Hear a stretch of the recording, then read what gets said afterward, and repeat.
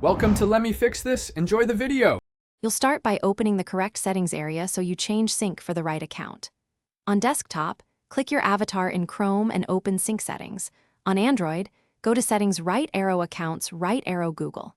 Make sure you're signed in and, if asked, re-enter your password or complete two-factor verification. Once done, you'll be positioned at the control center for sync, so you can toggle specifics without affecting other accounts or data unintentionally. Now focus on what to disable. Open Manage Sync or Sync in Google Services. You can turn off everything with one master toggle, but pick specific items when you want to retain some data. For example, keep bookmarks but disable history and passwords. On mobile, first turn off account sync, then switch off each service individually. This targeted approach reduces side effects, so your saved passwords or bookmarks won't disappear unless you choose them. Make sure to wait for the finish by either pausing sync or signing out entirely. If you want a reversible step, choose Turn Off Sync. This pauses data transmission but keeps local data.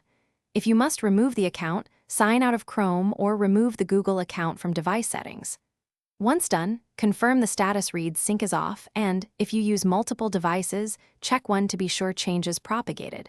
If the toggle won't stick, re-authenticate, clear app cache, or reboot the device as a troubleshooting step. Thanks for watching. If you found this helpful, don't forget to like and subscribe.